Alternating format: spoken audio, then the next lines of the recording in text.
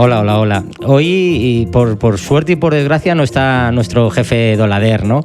Que es un poco el creador de este magnífico programa de la Taba al Astrágalo.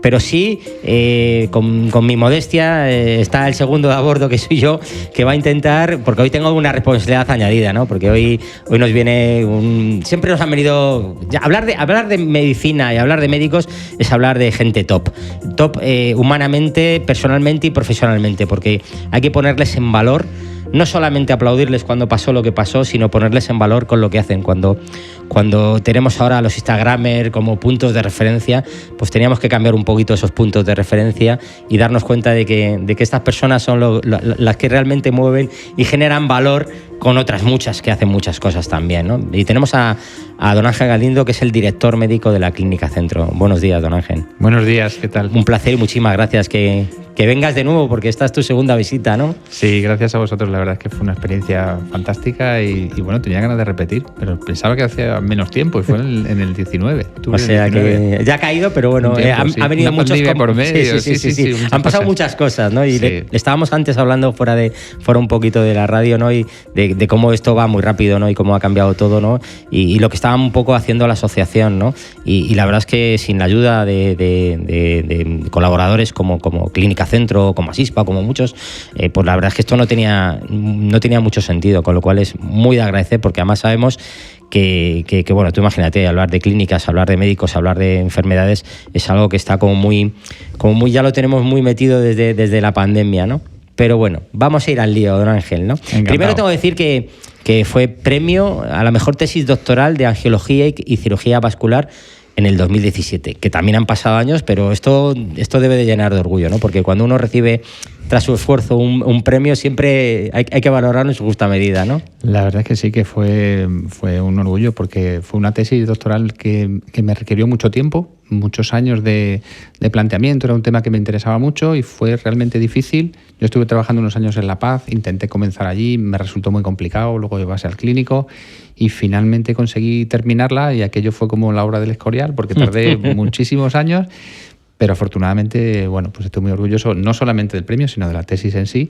Y bueno, pues que te refrenden los compañeros de la especialidad en el Congreso Nacional, pues siempre es un orgullo, ¿no? Está claro. Pero bueno, han pasado también muchas cosas, lo decimos, y también profesionalmente, porque ser un especialista, que luego nos explicarás un poquito qué es la angiología, que yo no sabía qué es, pero sí que es verdad que, bueno, has pasado ya a ser el jefe, digamos, del médico jefe de la Clínica Centro, con todo lo que representa, que los que nos escuchan en Madrid la conocen sobradamente, porque es una de las clínicas de referencia, no solo a nivel deportivo, no solo a nivel de huesos, de rodillas, de trauma, sino también ya cada vez más en muchos otros niveles, y lo vamos a comentar, ¿no? Entonces, bueno, la primera, ¿cuáles son los principales servicios médicos y especialidades que ofrece la Clínica Centro como tal?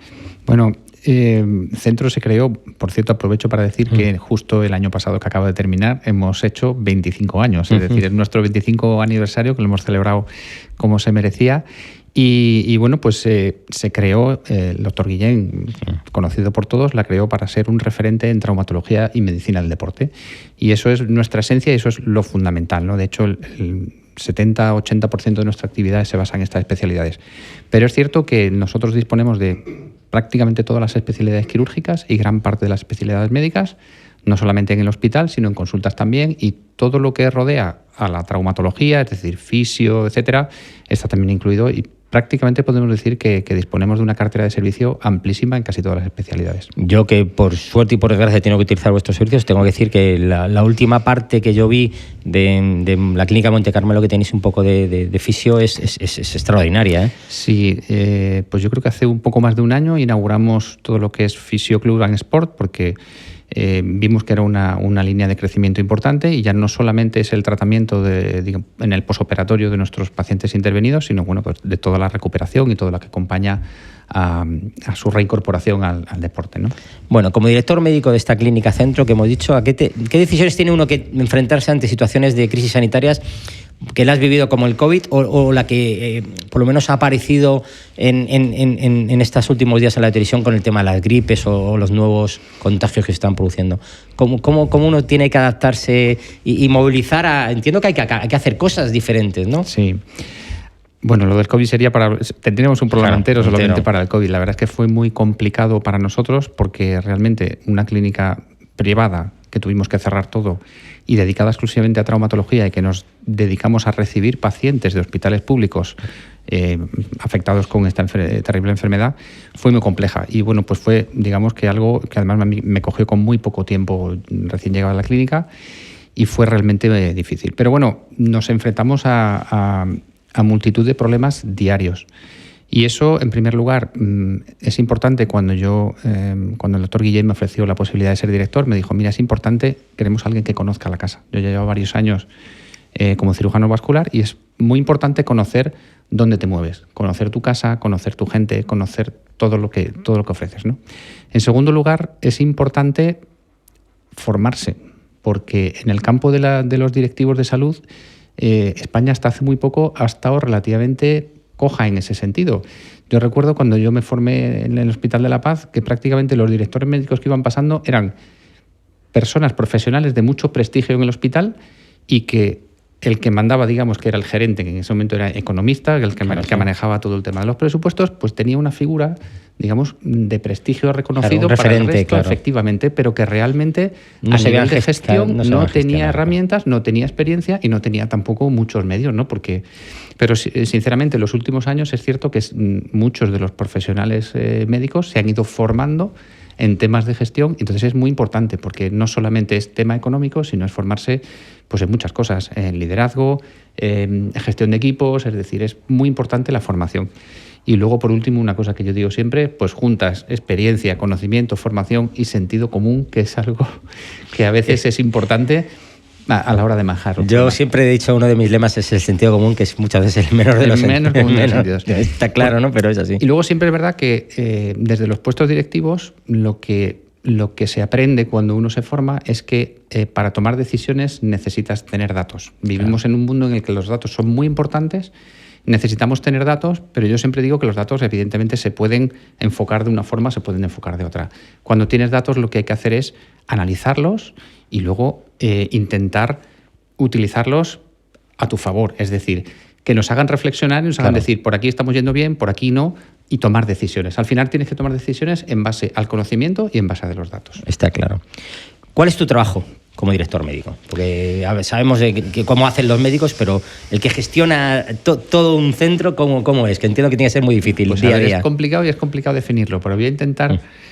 cuando estuve aquí en octubre del 19, acababa de dar una sesión un poco para decir qué es lo que hace un director médico. Y básicamente, pues tiene que encontrar un equilibrio entre la calidad asistencial a nuestros pacientes y la gestión. Es decir, que el director médico está en el centro de un triángulo en el cual estarían los trabajadores del hospital, de los cuales depende la inmensa mayoría la dirección médica, la empresa o la institución, que en este caso además es una institución privada, es una empresa, y luego por otro lado, y el más paciente, el paciente. Claro. Es decir, que hay que intentar equilibrar todas esas tres patas del triángulo. Y bueno, pues diariamente... Que no es fácil, No porque es fácil. Manejas empresa que quiere cuentas resultados, como es lógico, que quiere calidad, quiere mantener, quiere crecer. Manejas a personal formadísimo, especializadísimo y lo más importante, el paciente y personas humanas, ¿no? Ese equilibrio es complicado, pero es ese equilibrio el que tiene que intentar mantener en todo momento el director médico, la dirección médica, porque a mí no me gusta hablar en singular, me gusta hablar en plural. Yo tengo un subdirector que trabaja conmigo, que es Paco García, y que siempre me gusta que trabajemos en equipo y hablar de dirección médica, no de director médico. Está claro. Pregunta un poco generalista, luego ya centraremos un poco el tiro. ¿Cómo vemos el futuro de la atención privada a nivel de salud en Madrid y en España? No lo sé. Cuando hay tantos ataques muchas veces, yo creo, injustos, ¿no? Vamos, yo no creo, lo sé, ¿no? Porque yo creo que el modelo, para mí, por lo menos personalmente, cada uno tiene su opinión, pero el modelo de éxito es el modelo de cogestión, ¿no? lo público y lo privado deben ir de la mano y deben de ayudarse y colaborar para crecer, ¿no? Eso sería lo ideal, y eso es, estamos en momentos políticos complicados porque además, pues venimos de una pandemia, es una situación difícil, venimos además en España tenemos una peculiaridad, que es además que hay, como si dijéramos, 17 ministerios de sanidad, que cada comunidad autónoma tiene todas las posibilidades para... todas las competencias. Todas las competencias, efectivamente. Pero es cierto que, como dicen, no existe atención pública, atención privada, no existe salud pública, salud privada, claro. Existe la salud.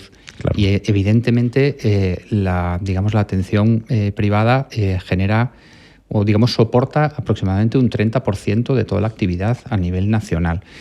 Pero es cierto ese dato, por favor, quedároslo los que nos escucháis. Aproximadamente. Más o menos, que estamos hablando de muchos miles de personas. Y esa colaboración o esa, ayuda de la medicina privada se demostró en el COVID porque fue fundamental y en la Comunidad de Madrid funcionó muy bien y es fundamental. Pero es cierto que ahora mismo tenemos una serie de problemas y más concretamente en Madrid también, porque en Madrid es cierto que es un lugar donde probablemente aquí en España hay más entidades privadas. Hay una gran concentración también de grandes grupos, es decir, grandes grupos que van asimilando y van acumulando hospitales y además tenemos un problema que justo después del COVID ha subido en torno a un 12% el número de pacientes con pólizas privadas. Esto está llevando a que en muchos de los hospitales públicos o en muchos de los privados estamos ya empezando a tener saturación.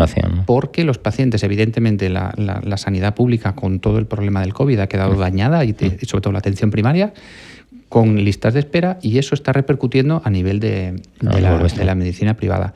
Y luego, a nivel completamente individual de clínica centro, pues nosotros no pertenecemos a ningún gran grupo, no pertenecemos a ninguna compañía. Somos como la aldea gala de Asterix que va, sobreviviendo ante todos los campamentos romanos que le van rodeando. ¿Cuál es vuestra competencia? ¿Quirón, por ejemplo, puede ser un ejemplo? No lo sé. Pues todos. Los grandes, claro. Los grandes, fundamental. Bueno, en toda ¿cuáles España, son los grandes? Los grandes tenemos Quirón, HM Hospitales, que HM Hospitales, como nació en Madrid y tiene también mucha arraigo, Vitas, Viamed, Clínica Universitaria de Navarra, es decir... Que también desembarcó hace años aquí. La competencia es muy grande y es difícil porque pelear con todos y todos funcionan muy bien y todos queremos mejorar. Entonces la competencia es difícil. Estamos en un momento complejo. Está claro que cuando hablamos de competencia tenemos que decir cuál es el valor diferenciador. Muchas veces dices, la tecnología médica ayuda a esto, ¿no? ¿Cuáles son? Porque además esto tiene un coste evidentemente muy importante en dinero, ¿no?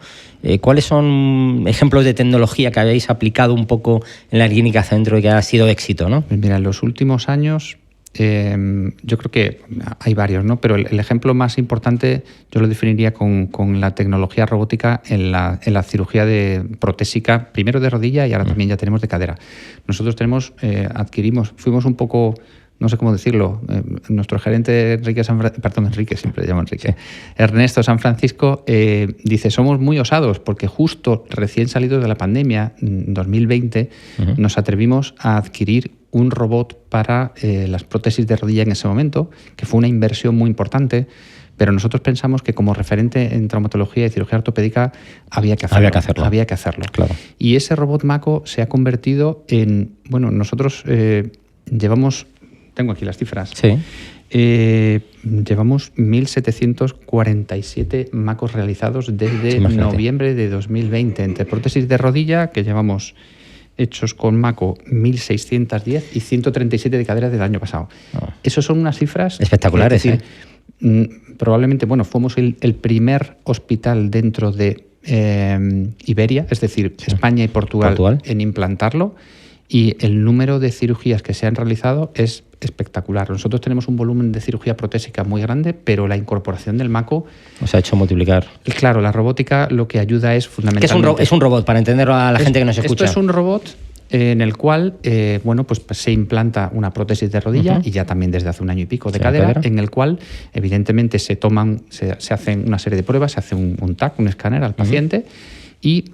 Lo que diferencia con la cirugía convencional es que, en primer lugar, el TAC ya te da unas medidas exactas de la prótesis que tienes que colocar, que muchas veces, bueno, pues hay que hacerlo en quirófano, a ojo.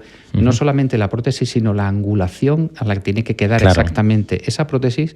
Y digamos, el robot también tiene su parte mecánica. Es decir, el brazo del robot no deja al cirujano cortar el hueso por el ángulo que quiera el cirujano, sino por el ángulo que le dice el robot. Es decir, tú vas a girar y vas a cortar por aquí y el robot te dice, no te dejo, tú tienes que entrar por aquí. De tal forma que además el daño que se hace en la intervención quirúrgica es menor, el número o digamos la cantidad de medicación del dolor en el posoperatorio es mucho menor. Que eso para este tipo de cosas es increíble. Todo, algo que es muy difícil de medir es que la reincorporación a la vida normal del paciente es mucho antes, es mucho más precoz. Es decir, el paciente se recupera mucho antes. Está claro que la tecnología, en nuestro caso, en el caso médico, nos ayuda y cada vez más, ¿no? ¿Qué papel tiene la investigación también en un hospital privado como la Clínica Centro? Bueno, todo hospital que se precie tiene que tener 3 labores fundamentales. La labor que todo el mundo tenemos en mente, que es la labor asistencial, que es probablemente la más importante y es la más conocida en todos los hospitales. Luego siempre hay una labor muy importante que es la labor docente, es decir, formar a profesionales y, digamos, seguir formando a los propios profesionales que están en la casa, es decir, actualizaciones, puesta al día, etcétera. Y luego la tercera pata es la investigación. La investigación es fundamental. Siempre, el doctor Guillén es una frase que dice siempre, país que no investiga, país que se empobrece. Pero es que es cierto, la investigación es fundamental. Nosotros en Clínica Centro contamos con una sala blanca y con, digamos, multitud de trabajos de investigación a nivel fundamentalmente de cartílago, de implante de condrocitos, fundamentalmente, y bueno, pues estamos en una línea de investigación en colaboración con el doctor Ispizúa, que es uno de los más prestigiosos investigadores, y con Altos Labs, que es una empresa norteamericana, y estamos en una línea de investigación muy prometedora para, digamos, en el tema de la artrosis, para intentar retrasar la aparición de la artrosis y regenerar los tejidos. Es decir, que muy importante la investigación en nuestra clínica. Comentábamos que teníamos unos datos un poco que reflejaban cómo había sido la evolución de la Clínica Centro del 2016, yo creo, hasta el 2023. Coméntanos, por favor. Bueno, tengo unos datos recientes que los he dado en una sesión reciente. Bueno, pues en estos 25 años que hemos cumplido, pues como siempre digo, pues bueno, fundamentalmente a nivel de traumatología, ortopedia, medicina deportiva, pero también en otras especialidades, ¿no? Y más o menos, para que tengáis una idea, nosotros en 2016 cirugías totales que se hicieron en la clínica fueron algo más de 10.079 y este último año han sido 13.000, es decir, un incremento del 30% en los últimos años. Si hablamos solo de trauma, quizá un poco menos, por eso también tenemos todas las especialidades del 17%, pero se han hecho casi 9.000 cirugías traumatológicas el último año. Es decir, son cifras yo realmente que vengo de la cirugía vascular y cuando entré en el quirófano, que yo empecé a ver que de los 9 quirófanos que tenemos, 7 u 8 están dedicados prácticamente diariamente a traumatología y a cirugías complejas. Es algo tremendo. Prótesis de rodilla, el año pasado hicimos 1.885, es decir, más de un 114 más. Es decir, hemos duplicado la cantidad que hacíamos en 2013. Y de rodilla, pues lo mismo, de 411 hemos pasado a 822. Pero no solo eso, hemos implantado prótesis de hombro, cirugías de columna, hacemos más de 1.000 cirugías de columna al año. El Da Vinci, que es otra cirugía robótica que no sé si lo conocéis, para urología, fundamentalmente para tratamiento de cáncer de próstata, cáncer de riñón, etcétera. Pues hacemos aproximadamente unos 117 el último año, es decir, con un incremento también del 39%. Urgencias solo traumatológicas, porque nuestra urgencia, es verdad que evidentemente si nos llega un paciente que tiene una urgencia que no es traumatológica, hay que atenderla, pero eso solamente representa el 3-4% de nuestras urgencias. Para que os hagáis una idea, son 52.147 urgencias traumatológicas las que hemos visto el año pasado. Es decir, son unas cifras es tremendo, importantes, muy importantes. Y en consultas, porque os hagáis una idea también, pues las consultas totales que se hicieron el año pasado fueron de casi 300.000, 293, que es un incremento casi del 40% comparado con 2016. Y consultas específicamente de trauma, 173.000 en el último año. Es decir, que son unas cifras... Bueno, pues que reflejan un poco la importancia que hemos dicho. La evolución que hemos tenido y bueno, pues el crecimiento, ¿no? Y bueno, pues como digo, estamos en un momento ahora un poco más complejo porque hay mucha competencia, porque todo el mundo trabaja muy bien y eso es de reconocer. pero bueno, tenemos que trabajar para seguir manteniendo y aumentando esas cifras. Tengo que decir que Ángel, como yo, somos ya de pelo blanco. Pero yo estoy seguro, yo desde hace mucho tiempo. Yo también, ¿no? Pero yo estoy seguro que el estrés ha ayudado posiblemente también a esto. ¿Cómo se gestiona? Es una de las dudas que siempre a mí, y os admiro por todo esto, ¿cómo gestiona un médico como eres tú, y ya en una posición de gestión, este estrés? ¿Cómo se gestiona esta pandemia, estas crisis, estas inversiones que tienes que tomar una decisión que estoy seguro que son de cientos y cientos de millones de euros? ¿Cómo se gestiona esto? Pues es complicado a nivel puramente individual, a nivel médico, cuando fundamentalmente desarrollaba mi especialidad en geología y cirugía vascular. Casi todas las especialidades quirúrgicas, no quiero hacer de menos a las no quirúrgicas, pero es cierto que las quirúrgicas pues conllevan un nivel mayor de estrés, especialmente en quirófano, y muchas veces pues tomar decisiones complejas en momentos difíciles es muy difícil. Te apoyas en la familia, te apoyas en los amigos, te apoyas mucho en los compañeros, porque los compañeros saben de qué va. Y sobre todo, bueno, pues tienes que aprender a gestionar los errores, porque te equivocas. Al final siempre te vas a equivocar. Somos seres humanos, está claro. Que cuanto más operas, más posibilidades tienes de operarte por estadística. Entonces yo siempre digo que, bueno, se cometen errores, y los errores además se pagan caros porque son pacientes, pero el error hay que asumirlo y el error hay que aprender de él. Y el error, evidentemente, cuesta superarlo, pero hay veces que no hay más remedio que hacerlo. Entonces, desde el punto de vista individual, como profesional, pues hay que apoyarse mucho en los compañeros, y ahora que estoy en la otra parte, en la parte directiva, pues hay que ofrecer todo ese apoyo desde el equipo directivo a todos esos profesionales, desde el punto de vista individual, desde el punto de vista familiar, desde el punto de vista profesional, todo lo que haga falta, porque ser médico es muy complicado. Uh-huh. Y en estos tiempos mucho más. Mucho más. Entonces es una es una profesión muy vocacional, y es una profesión que conlleva mucho desgaste. Pero bueno, la hemos elegido y para eso estamos, no nos queda más remedio. Sí que es verdad que uno plantea desde la Asociación de la Barandilla, ¿no? que con la gente que tiene detrás, con temas de salud mental, con psicólogos, psiquiatras especializados. Yo muchas veces en Casa del Herrero, cuchillo de palo, muchas veces se dice, ¿no? Porque yo estoy seguro que necesitáis constantemente también este apoyo. Aparte, estoy seguro que en momentos puntuales de máximo estrés, pues una visita a un psicólogo, una visita a un psiquiatra, esto ayuda, está claro, porque son los profesionales que gestionan esto. Y tenemos que lanzar una lanza a favor de que todos somos humanos, lo primero, y que necesitamos ayuda siempre, aunque seamos médicos, ¿no? Tenemos que normalizar esa situación, porque a veces es complicado, y asumir que hay momentos difíciles y hay momentos ayuda de otro profesional. Efectivamente. Es así. Bien, Clínica Centro. ¿Qué medidas de sostenibilidad y responsabilidad social, que ahora están muy de moda estas palabras un poco complicadas, se implementan? Y estoy seguro que tú tienes que tomar esas decisiones, ¿no? Para que sean, ¿no? Sí, además, mira, precisamente tengo a mi subdirector, Paco, que es el coordinador de calidad. Uh-huh. Es el coordinador de seguridad del paciente también, pero en cuanto a calidad lleva muchos años implicado en este tema.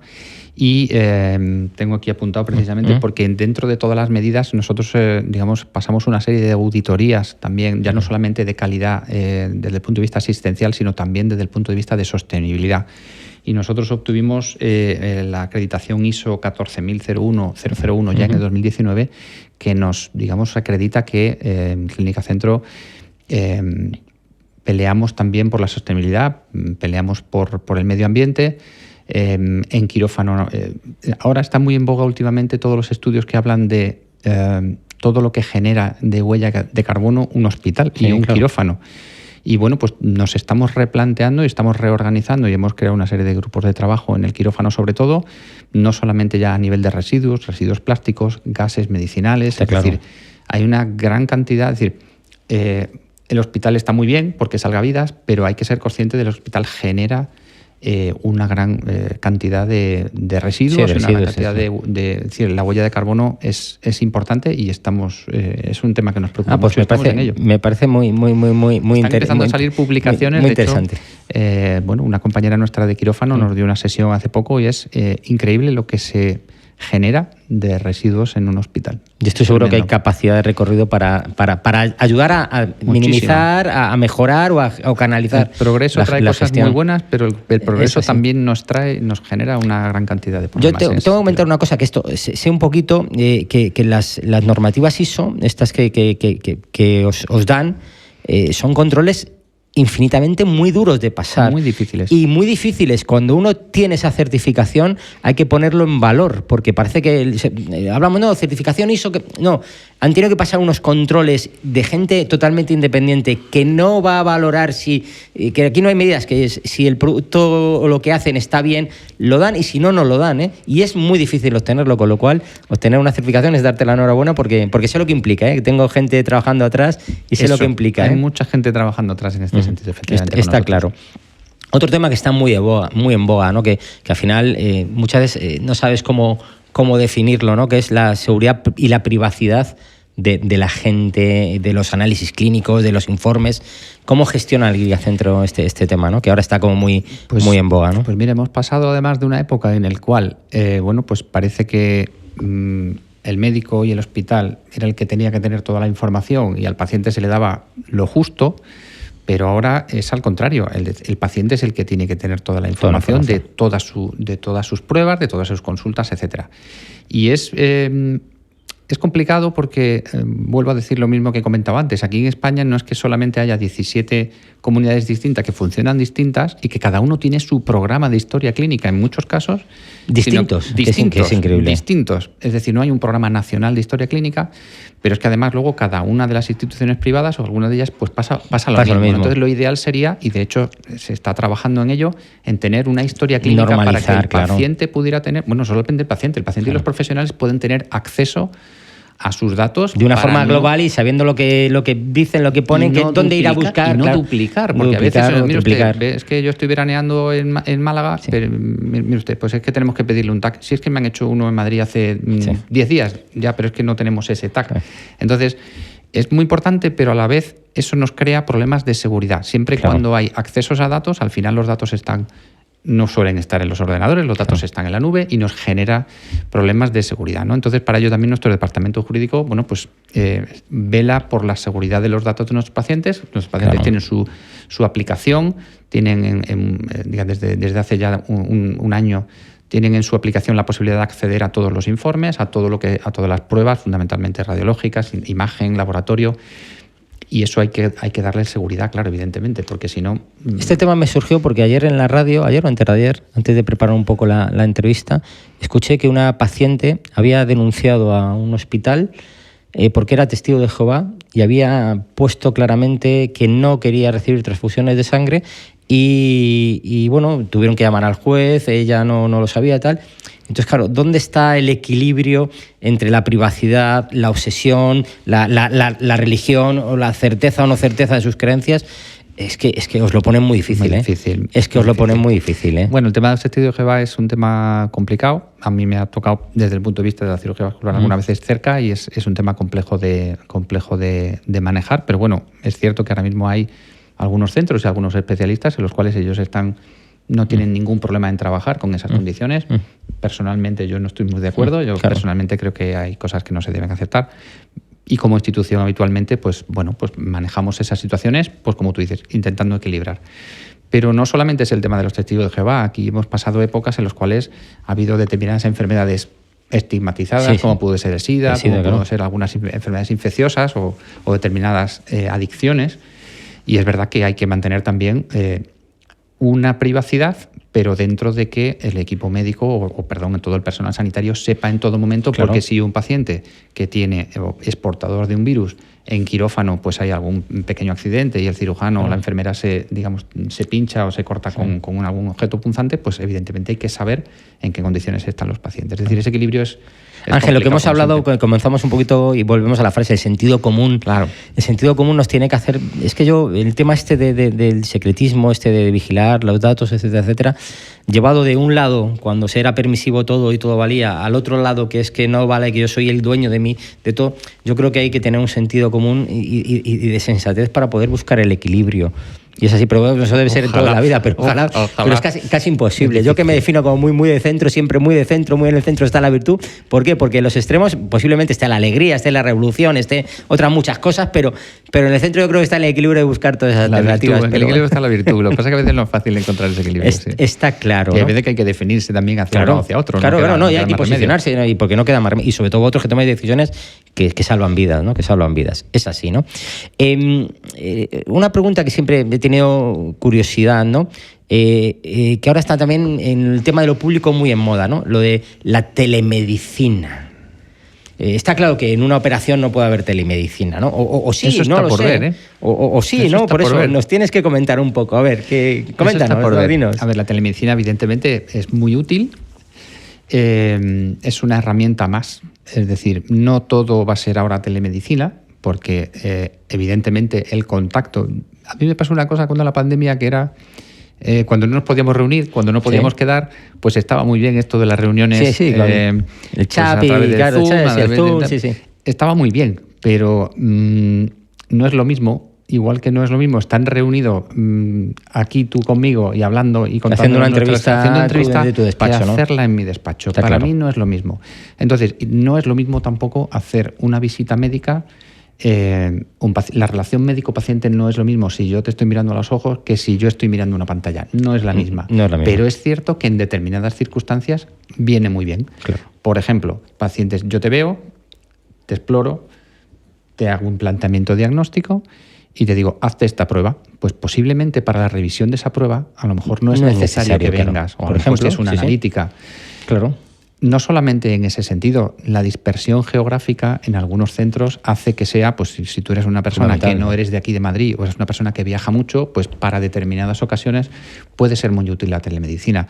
Es decir, que es una herramienta más, una herramienta importante que hemos asimilado y que hemos incorporado a digamos, a nuestra oferta, pero que yo sigo pensando y el doctor sigue pensando que hay que llegar, que hay que mirar, que hay que dar la mano. Sí, que hay que tocar. Yo también soy de esa. Efectivamente. Soy de los viejos todavía, entonces, pero bueno hay buscando también el equilibrio, ¿no? Es cierto que, por ejemplo, hay especialidades que se benefician mucho de la telemedicina. La dermatología, por ejemplo, en lo que vas a ver no solamente la telemedicina, sino la inteligencia artificial. Todo lo que sea imagen, radiología. Nosotros tenemos un programa de colaboración con General Electric, que llevamos muchos años colaborando, y somos a nivel mundial de los centros en los cuales se está colaborando para mejorar la inteligencia artificial de las imágenes. Todo lo que sea imagen, la máquina aprende. Claro. La máquina aprende a saber lo que es y lo que no es. Entonces, bueno, pues existe un proyecto muy interesante en nuestra clínica también para aplicar la inteligencia artificial a determinadas pruebas diagnósticas, y yo creo que es algo que está para quedarse.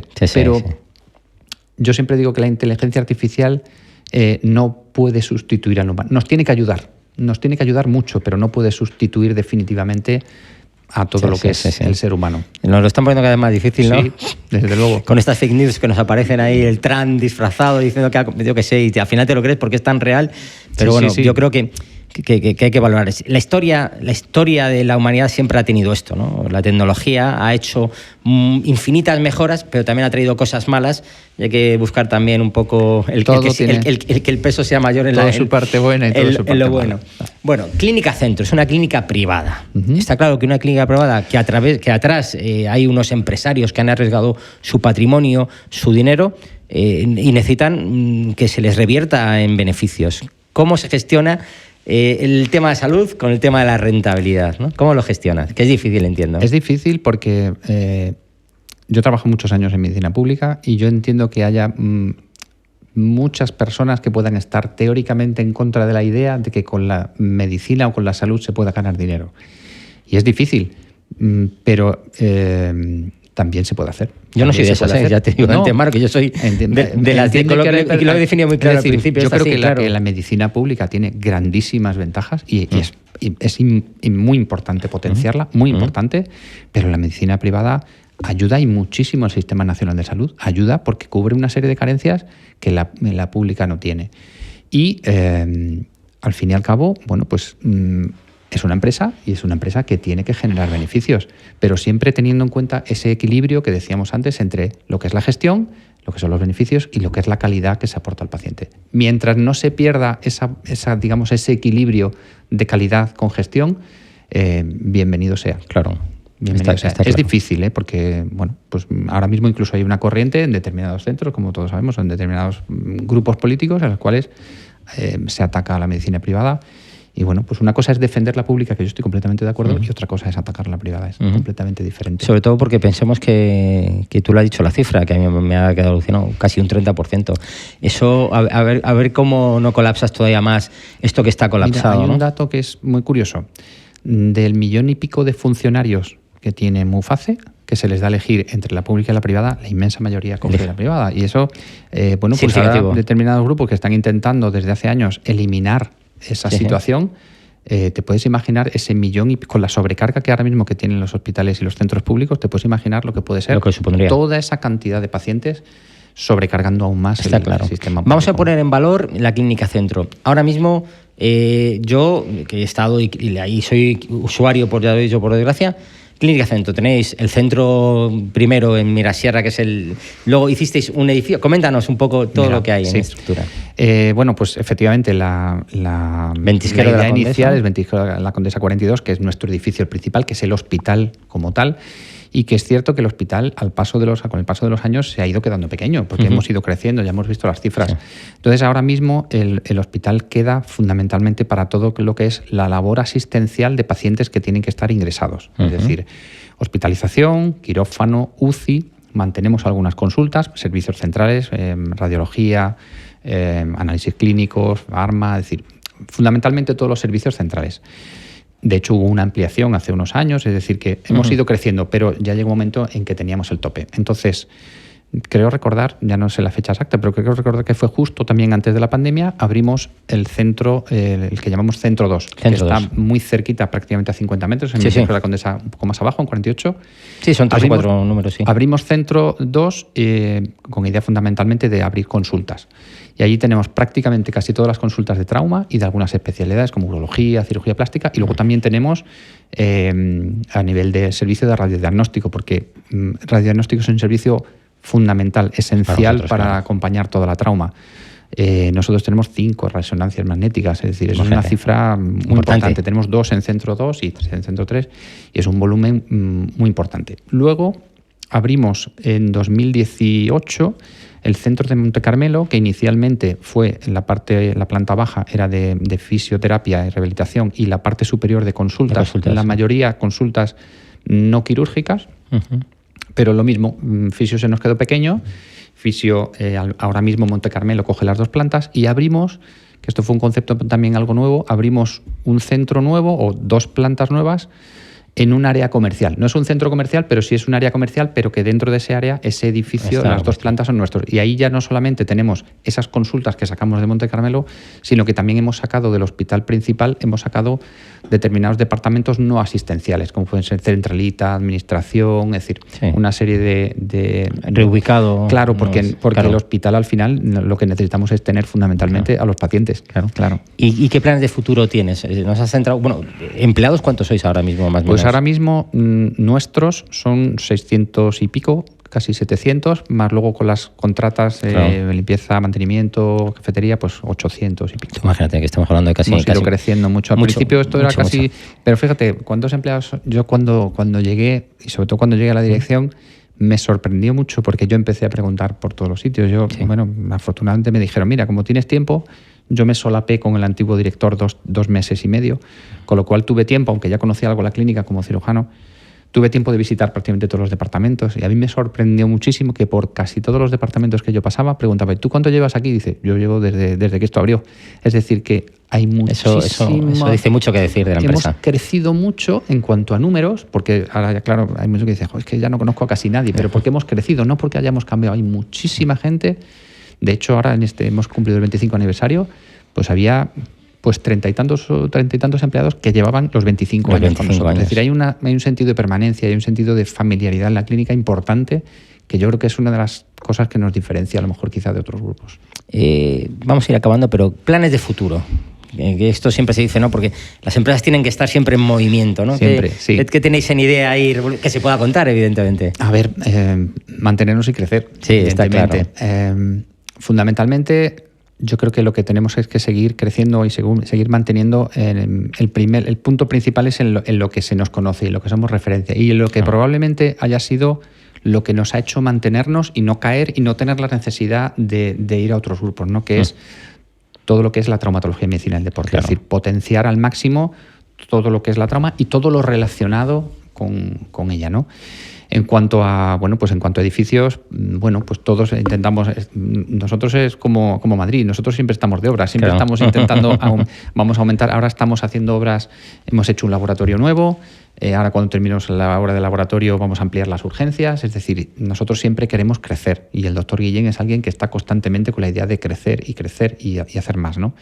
Pero no solamente en cantidad, sino también en calidad. Es decir, no solamente es crecer en número, sino también crecer en calidad, porque es muy importante, porque como decía antes, hay muchos grupos y todos trabajan muy bien y todos hacen las cosas muy bien. Entonces muchas veces lo que te puede diferenciar es la calidad, no solamente la cantidad, ¿no? Claro. Y bueno, pues yo sí que tenía aquí, bueno, pues como la estrategia un poco dentro de nuestro ámbito que es tan competitivo, pues yo decía, en primer lugar, la identidad propia, en segundo, los valores. Nuestros valores yo creo que nos tienen que servir para seguir creciendo y para seguir ampliando.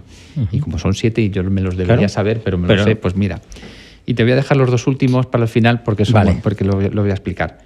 Conocimiento, cercanía, profesionalidad, calidad, honestidad, innovación y superación. Y de estas 2 últimas te voy a decir... Coméntanos. Más que nada porque el tercer punto, que es el doctor Guillén, que como todos sabemos es el alma de la clínica.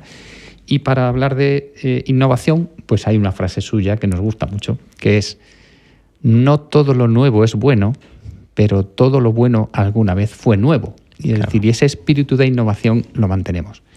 Y el espíritu de superación es otra frase también muy conocida de nuestro querido jefe, que es todo aquel que cada día no es mejor, pronto deja de ser bueno. Claro. Esa es otra de nuestras señas de identidad. Es decir, intentamos mejorar día a día, intentamos superarnos.